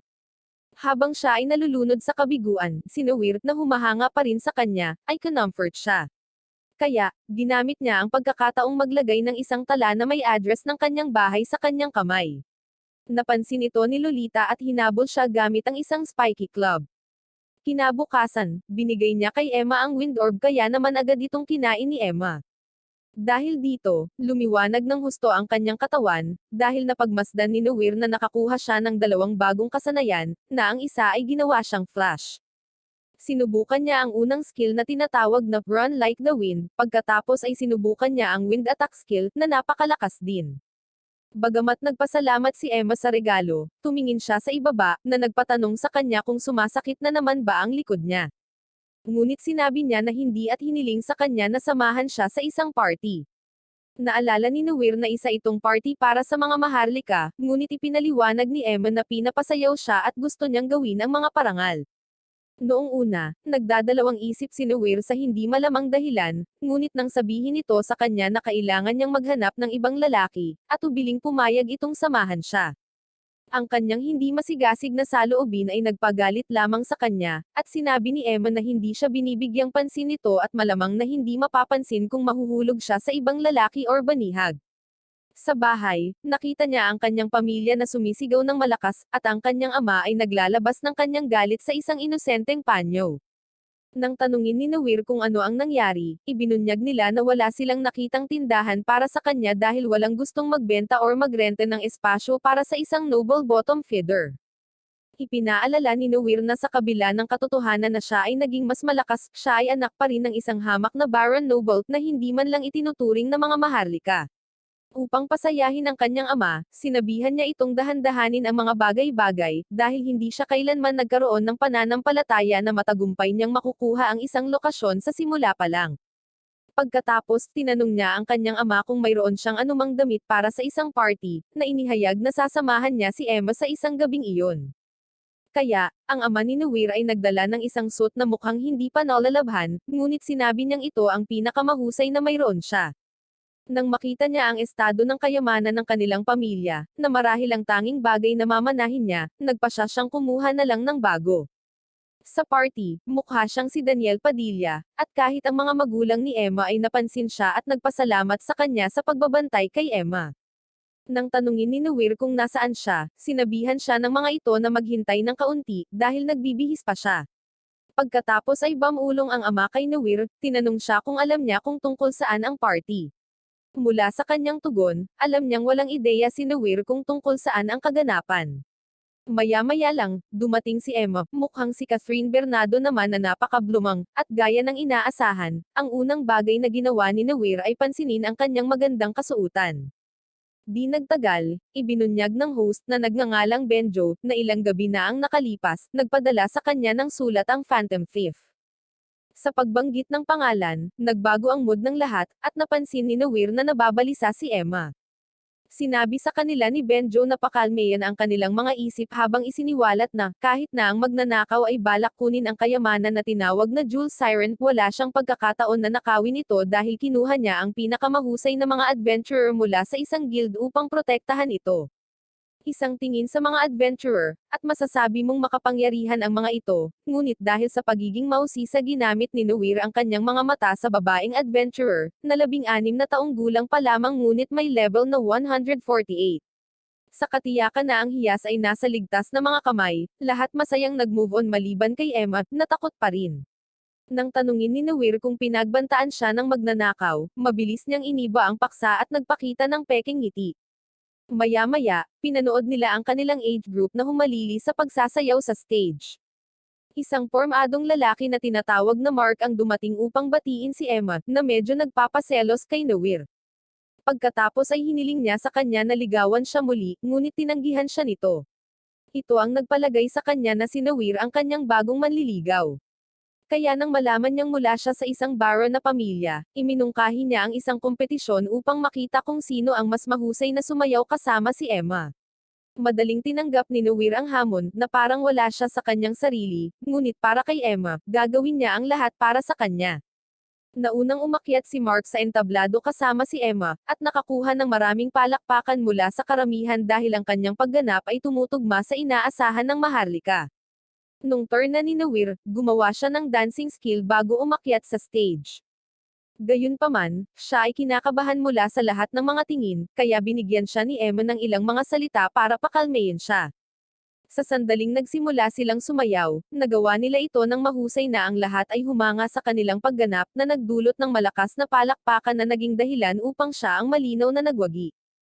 Pagkatapos ng kanilang pagtatanghal, na-off ang ilaw, hudyat ng pagdating ng Phantom Thief na nahuhumaling sa atensyon dahil hindi siya pinapansin sa kanilang bahay. Ipinahayag niya na dumating siya para sa kayamanan pati na rin kay Emma. Nagpagulat ito kay Nawir nang maalala niya ang mga kakaibang tanong niya noong araw na iyon. Kaagad, sinundan siya ng babaeng adventurer sa chandelier ngunit nilampasan niya siya at bumaba upang nakawin si Emma mula mismo sa pagkakahawak ni Nawir. Pagkatapos ay ginamit niya ang isang sleeping spell kay Emma at sinipa ang mahinang lalaki bago siya nakatakas.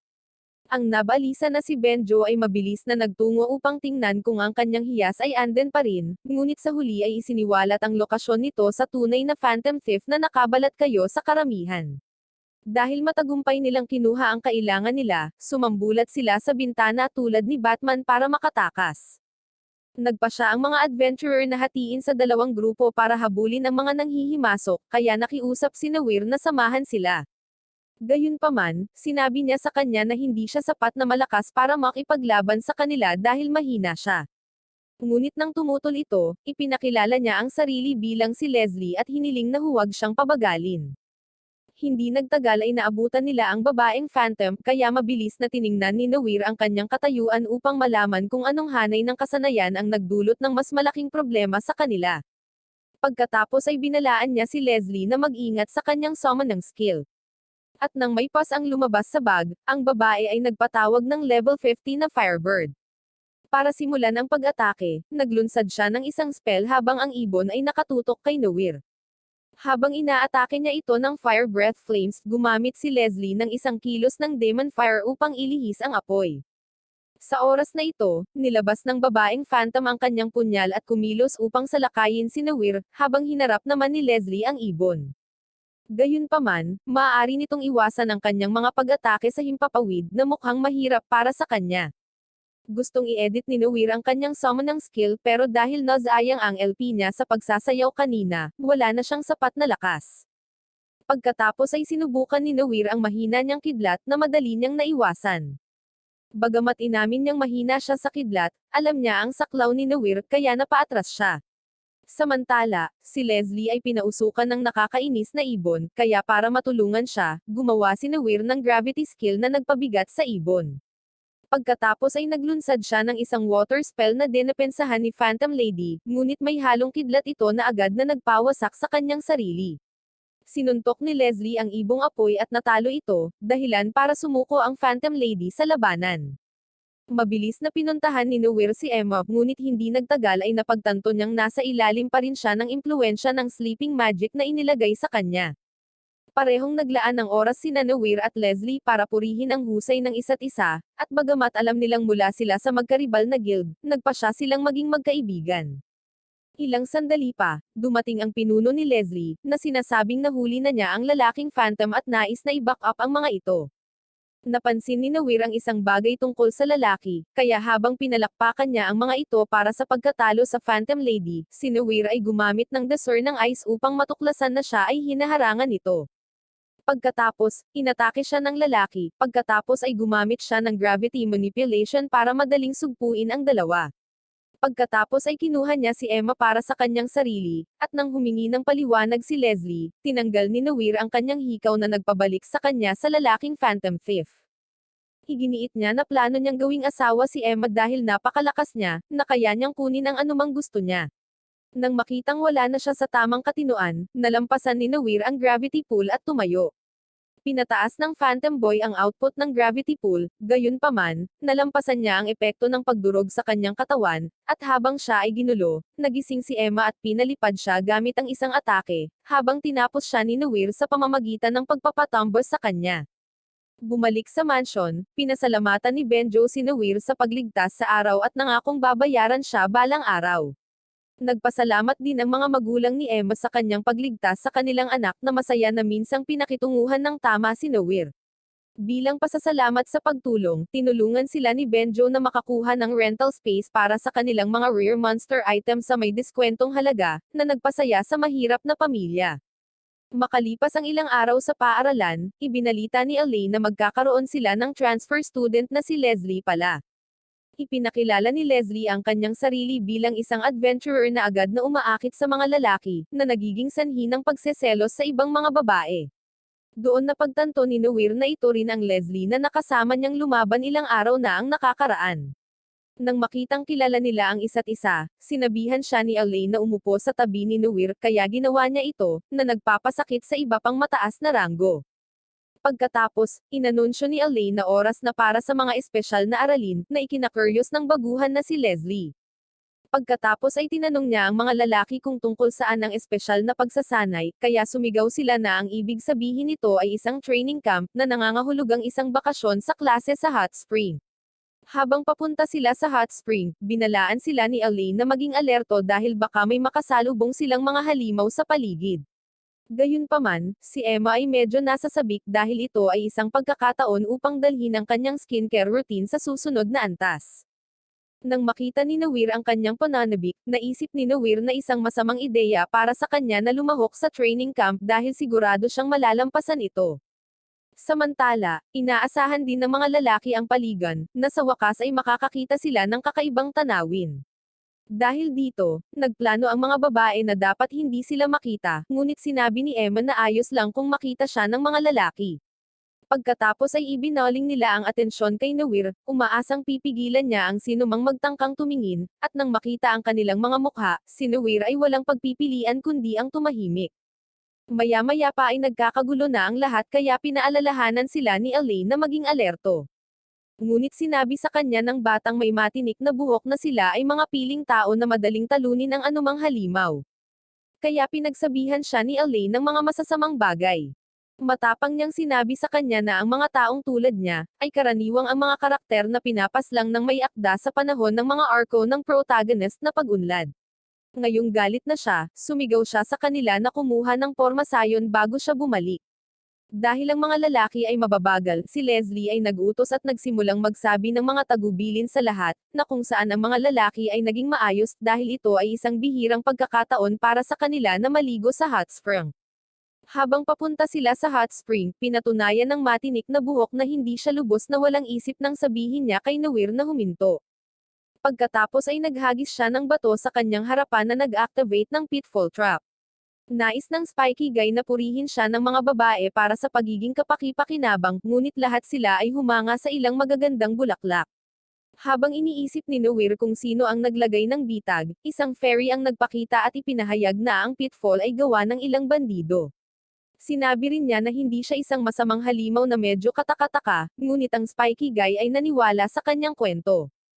Sa sandaling napansin ng mga babae ang fairy, lahat sila ay sumugod sa kanya na parang siya ay isang artista. Pagkatapos ginamit ni Nawir ang kanyang dasher ng ice upang tingnan siya, at napansin na mayroon siyang kasanayan na tinatawag na monster puppetry. Tumingin siya kay Elaine, naghihintay ng tugon, ngunit iniwas niya ang kanyang mga mata upang ipahiwatag na sila ay nag-iisa. Sinabi sa kanila ng fairy na alam niya ang isang shortcut patungo sa hot spring, kaya sinundan siya ng lahat na parang isang grupo ng mga bata. Dumaan sila sa isang kuwebo na napakadilim, na ikinabahala ni Nawir, ngunit kumpiyansa si Spikey Guy sa kanyang kakayahan sa pagtuklas ng bitag at nakakuha ng punto. Bumunot si Nawir ng kanyang espada para lang sa proteksyon, ngunit nagreklamo ang fairy na tinatakot siya nito at hiniling sa kanya na itago ito. Nang makarating sila sa gitna ng kuwebo na maraming butas, sigurado si Nawir na may mga halimaw na nagtatago sa mga ito. Kaya't hinarap niya ang fairy, na inihayag na alam niyang mayroon itong kasanayan sa pagiging puppetry. Kinumpirma niya ito at inutusan ang mga halimaw na nagtatago na agad na umatake. Isang grupo ng mga armadong halimaw ang hamarang sa kanilang dinadaanan, ngunit bago pa man hilingin ni Nawir sa kanyang teammate na manatili sa formation, lahat sila ay sumugod muna sa labanan sa pag-asang mapatunayan ang kanilang lakas. Napansin ni Nawir na ang mga babae ay nasa panganib, ngunit ang kanyang mga alalahanin ay naalis dahil si Leslie at ang kanyang mga kasamang babae ay nagawang ipagtanggol ang kanilang sarili laban sa mga halimaw. Sa paglipas ng panahon, ang lahat ng mga halimaw ay natalo, na naging dahilan upang tumakbo ang fairy para dito. Gayunpaman, ginamit ni Nawir ang kanyang gravity skill para pigilan ang kanyang pagtakas. Nang makarating sila sa kabilang panig, gusto ni Elaine na laruin ng isang laro, ngunit napansin nila ang hot spring mula sa malayo, na nagpatalon sa kanila sa tuwa at hindi na pinansin ang kanyang mga salita. Maya-maya, dumating sila sa kanilang tinutuluyan kung saan sila ay sinalubong ng isang matandang babae na nakatayo sa pinto. Ang matandang babae ay nagpahayag na ang hot spring ay handa na para sa mga kababaihan, ngunit sila ay maingat sa mga lalaki. Nangako si Spikey Guy, sa ngalan ng kanyang mga kasamang mga lalaki, na hindi sila titingin sa kanila. Dahil sa pagod sa pakikipaglaban sa mga halimaw, nagpa siya ang mga babae na maniwala sa kanilang maling panata bago umalis. Sa sandaling umalis sila, inilabas ng mga lalaki ang kanilang tunay na kulay, habang umaawit pa sila ng isang awit ng kapatiran habang naghahanda silang gawin ng isang kapanpanabik na mga bagay. Si Spikey Guy ay ginawang pinuno ng mga kalalakihan at namahaji ng mga maskara sa lahat ng naruroon, kasama na si Nawir na hindi kusang tinanggap ito. Habang hawak niya ito, nag-flashback siya noong ginawa siyang knight in shining armor ng mga babae. Kaya't tinanggihan niya ang kanilang imbitasyon, na ginawa nilang tatak siya ng isang pagtataksil.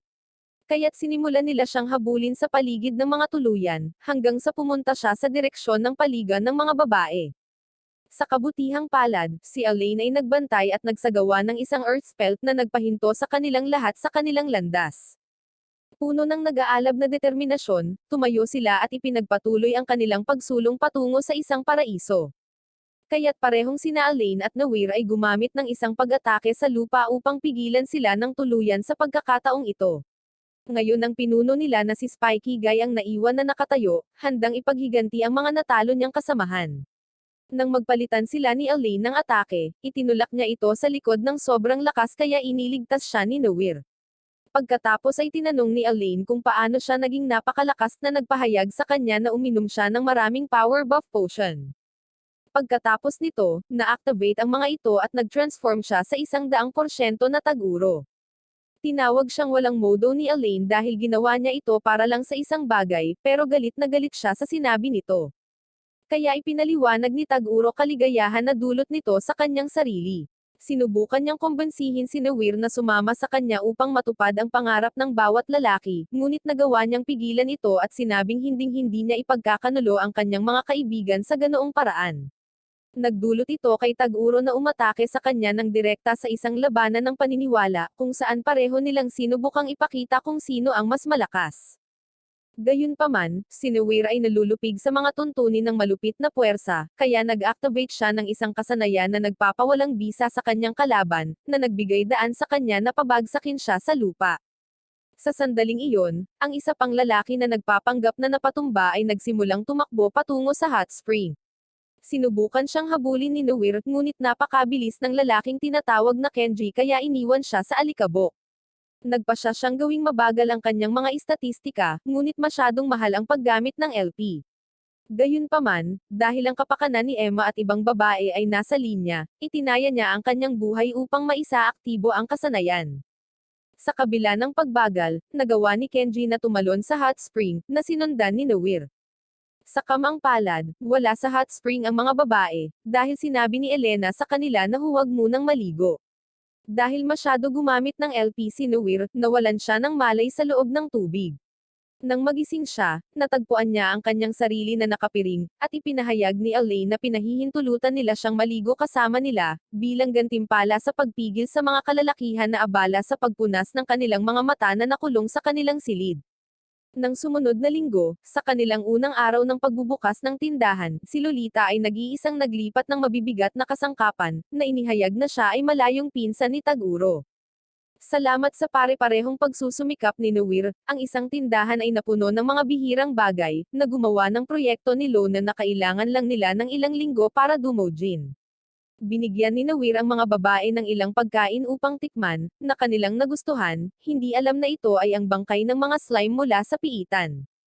Hindi nagtagal, dumagsa ang mga tao sa tindahan upang tingnan ang kanilang mga bihirang produkto, na nagpaiyak sa kanyang ama habang pinasalamatan siya ni Noir sa pag-promote ng tindahan.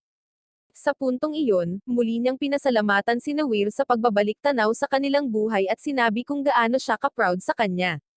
Ito ang nagpabalik sa kanya ng tingin kung gaano kalayo na ang kanyang narating. Pagkatapos ay bumalik si Noir sa piitan, at ipinahayag na gusto niyang palayain si Olivia mula sa kanyang mga kadena at wakasan ang kanyang pagdurusa. Bilang pasasalamat sa paggawa ng isang walang kwentang toluna na tulad niya sa isang malakas na adventurer, pinahahalagahan niya ang kanyang mga pagsisikap ngunit nakikiusap sa kanya na huwag ipilit ang kanyang sarili ng husto. Pagkatapos ng pag-uusap, tinanong niya ang dakilang sage kung paano niya mapapalaya si Olivia mula sa mga kadena ng kasawian nang hindi siya pinapaslang. Kaya, sinabihan siya ng sage na magtungo sa ika-15 palapag kung saan sasagutin ang sagot sa kanyang tanong. Hindi nagtagal ay nakarating siya sa ika-14 na palapag kung saan inilagay ang isang signpost na may mga direksyon para sa mga pagsubok. Depende sa bilang ng mga adventurer na naruroon, ang unang landas ay para sa solo adventures, habang ang pangalawang bahagi ay para sa isang partido. Pagkatapos ay dumaan siya sa unang landas at napunta sa isang maliit na tulay na may mga spike sa ilalim. Sa simula ng tulay, mayroong isang babalang palatandaan na nagpapahiwatig ng mga kasanayan na hindi maaaring gamitin upang tumawid. Bilang isang duwag na tulad niya, hindi niya ipagsapalaran ang pagsubok ng mag-isa at nagpa siya na oras na upang ibunyag ang sikreto ni Olivia kay Emma. Matapos ipaalam sa kanya ang tungkol kay Olivia, pati na rin ang nakatagong piitan, nangako siyang tutulungan siya kahit na ang ibig niyang sabihin nito ay lalabanan ang Demon Lord. Agad silang bumalik sa ika-14 na palapag, at dumaan sa pangalawang daanan na patungo sa isang silid na may mga butas sa bawat sulok. Automatikong nakalock ang pinto na kanilang dinaanan at sa sandaling iyon, pinalibutan sila ng kumpol ng maliliit na goblins. Hiniling ng mga goblins na itapon ang kanilang mga sandata, kaya nagpa siya silang dalawa na sumunod. Pagkatapos, humingi sila ng pagkain, kaya naglabas si Noir ng cookies mula sa sukat ng kanyang imbakan at iniabot ito sa kanila. Sa sandaling matikman ito ng pinuno at natuklasan na ito ay matamis, tumawag din siya sa iba, para kainin ang masarap na pagkain. Habang nilalamon nila ito, hiniling din niya na aliwin sila ni Emma sa pamamagitan ng pag-arte na parang artista, na ginagawa lang niya dahil hiniling sa kanya ni Noir. Gayunpaman, sinabi ng pinuno na ang kanyang pagganap ay boring, kaya hindi siya karapat-dapat na mabuhay pa. Muntik na silang atakihin ni Emma pero hinawakan siya ni Noir. Maya-maya, isa-isang umubo ang mga goblin. Kaya, ipinaliwanag ni Noir na ginamit niya ang kanyang kakayahan sa paglikha upang magdagdag ng lason sa cookies. Dahil matagumpay nilang nalagpasan ang mga goblins, nakarating sila sa ika-5 palapag kung saan natagpuan nila si Olivia or isang taong kamukha niya na nakadina. Sinubukan ni Noir na makipag-usap sa kanya telepathically tulad ng karaniwan niyang ginagawa, ngunit hindi ito tumutugon, na ginawa niyang tingnan ang kanyang mga istatistika. Nalaman niyang ang babaeng nakagapos ay clone ni Olivia, habang ang mga kadena ay ang tunay na kadena ng kasawian. Napansin din niya ang isang stone tablet sa tabi niya na nagsabi sa kanila na palayain siya nang hindi siya papaslangan. Dahil dito, ginamit ni Emma ang kanyang wind strike sa mga kadena upang matagumpay na mapalaya ang clone. Nang magising siya, naging palakaibigan siya sa kanila. Gayunpaman, inakusahan siya ni Noir bilang ang mga tanikala ng kasawian, kaya tumigil siya sa pagpapanggap. Umatake si Noir gamit ang stone bullet para lang sipin niya ito ng napakadali. Pagkatapos ay gumamit siya ng malakas na pag-atake ng apoy na naganyong dragon na maaaring mag-lock sa target nito. Sinubukan ni Emma na umatake gamit ang kanyang dalawang punyal, ngunit siya rin ay itinaboy gamit ang isang pag-atake. Nang makitang nababalisa na silang dalawa, nagpakawala siya ng isang malakas na spell ng apoy na nagpatakot kay Nawir, kaya ginamit niya ang kanyang kakayahan sa pagtakas para tumakas pabalik sa orihinal na pugad ni Olivia. Dito, tinanong ni Emma kung mayroon ba siyang kahinaan dahil maaaring makatulong ito sa kanila na talunin ang kanyang overpowered clone. Gayunpaman, wala siyang maisip at sinabi na lang sa kanila na kalimutan ang tungkol sa pagkatalo sa mga tanikala ng kasawian. Ngunit tumanggi si Nawir na nagsasabi na dapat niyang suklian siya sa lahat ng kabutihang ipinakita nito sa kanya. Nang sumunod na araw, nagtungo si Nawir sa library upang siyasatin ang kasaysayan ni Olivia sa pag-asang malaman ang kanyang mga kahinaan. Habang nagbabasa siya, nalaman niya na ang isang kleriko na may husay sa pagsasakripisyo ay nagawang harapin si Olivia sa kanyang sarili. Sa labas, tinaasa niya ang sakripisyong kasanayan na nagkakahalaga ng 10,000 LP, at natuklasan na pinapayagan nito ang mga adventurer na i-upgrade ang kanilang walang kwentang kasanayan para sa isang instant power buff sa panahon ng labanan, kaya inactivate ni Nawir ang skill. Nung gabing iyon, nakatagpo niya ang clone ni Olivia na nasa bayan, at ibinunyag niya na ang kanyang trabaho ay alisin ang sinumang nanghihimasok sa kanyang palapag. Gayunpaman, nainip siya at sa halip ay gusto siyang harapin muli. Pagkatapos ay tinanong niya kung paano niya planong iligtas ang kanyang master, kaya ang masaklap pa, ipinaalam niya sa kanya na itinatago ni Olivia ang matinding sakit na dinanas niya sa piitan araw-araw. Dahil dito, mas naging determinado si Nawir na palayain siya, na naging dahilan upang maisaaktibo niya ang kasanayan sa pagsasakripisyo at nakakuha ng instant buff. Sinubukan muna niya ang isang kidlat na spell na iniwasan niya, na sinundan ng isang head-on attack gamit ang kanyang espada. Pero nagkukunwaring nag-aalala lang siya habang madaling nag-counter-attack sa pag-atake ni Nawir. Bagaman ito ay isang mahinang hiwa, ang kanyang katawan ay naging manhid na nagpahalata sa kanya na nagdagdag ito ng isang pag-atake ng kidlat sa kanyang hampas. Samantala, naramdaman ni Olivia ang pag-aalinlangan niya dahil nalink siya sa kanyang clone, at naalala niya kung bakit naging interesado talaga siya kay Nawir. 200 taon na ang nakalilipas, isang talunan na kamukhang kamukha niya ang biglang nakiusap na maging estudyante niya habang abala siya sa pagsasaya sa isang bar. Pinatahan niya siya na parang isang nakakainis na langaw, para lamang siya ay humarap sa lupa. Ngunit tumanggi si Olivia dahil hindi siya marunong magturo sa isang tao. Gayunpaman, naging makulit ang lalaki at sinundan siya saan man siya pumunta sa loob ng mga araw, linggo, at buwan para lang patunayan kung gaano siya determinado. Matapos masira ang kanyang pang-araw-araw na gawain ng ilang sandali, tinanong niya kung bakit siya nahuhumaling. Kaya, sinabi niya sa kanya na ipinangako niya sa kanyang nasawi na kaibigan na siya ang magiging pinakadakilang adventurer na mabubuhay kailanman. Pagkatapos ay sinabi ni Olivia sa kanya na kung matatamaan niya siya ng isang beses, tatanggapin niya ito bilang kanyang estudyante. Binunot niya ang kanyang espada at hinampad siya mula sa likuran, para lamang tumayo sa matalim nitong dulo gamit ang kanyang mga paa. Sinabi niya sa kanya na siya ay mas mahina kaysa sa isang NPC, at pinayuhan siyang talikuran ang kanyang mga pangarap at masawi na. Gayunpaman, patuloy siyang sinusundan ng lalaki. Sa bandang huli, unti-unti siyang nahuhumaling sa lalaki. At nang nagsisimula na siyang mag-enjoy, ipinaalam sa kanya ng barkeeper na nasawi ang lalaki. Lumalabas na sinubukan niyang protektahan ang isang babae mula sa isang halimaw, at nauwi sa pagkasawi. Nang makita siyang nakahiga na walang buhay, sinisi ni Olivia ang sarili niya sa pagkasawi nito dahil kung sinanay niya ito ng maayos, iba sana ang mga pangyayari. Bumalik sa labanan, nang malapit nang tapusin si Nawir, ginamit ni Emma ang kanyang flash step para sip-in ang clone palayo sa kanya. Nagpakita rin ng iba pang mga kasamahan niya, at ginamit ni Lona ang kanyang healing weapon para pagalingin siya. Habang nakatayo sila sa harapan niya, pinagtawanan ng clone ang kaibig-ibig na grupo habang pinapaalalahanan sila na wala silang laban sa kanya. Agad-agad, sinugod siya ng mga ito gamit ang isang mahusay na coordinated combo attack. Ngunit pagkatapos ay inatake niya si Emma mula sa likuran at kinuryent ang katawan nito. Pagkatapos ay nagsimulang maghagis sa kanya ng mga galon si Lolita na nagpa-attribute sa kanya ng ilang sandali, hanggang sa gumanti rin siya ng isang malakas na paghagis. Pagkatapos ay tinanggal ni Noir ang mga katangian ng kidlat sa kanyang espada, kaya sinuntok ito ni Leslie ng napakalakas at ito ay nabasag. Sinundan niya ng isang nagninangas na pag-atake, ngunit pagkatapos ay pinakawalan ng clone ang kanyang flame dragon na nagpatumbos sa kanya. Sa sandaling iyon, ang lahat ng mga babae ay nagsimulang bumagsak habang ang clone ay gumamit ng isang kasanayan upang bigyan sila ng lagnat. Muli niyang pinakawalan ang kanyang apoy, na handang wakasan siya, na nakaiwas siya sa oras bagamat kinuha nito ang lahat ng nakuha niya. Sa lalong madaling panahon ay napagtanto niyang ginawa niya ang kanyang paggalaw na may kasanayan. At kahit na umatake si Noir gamit ang stone bullet, bumalik lang ito para atakihin siya. Sa puntong ito, inamin ni Noir na mas magagamit niya ang kakayahan ni Olivia kaysa sa kanya.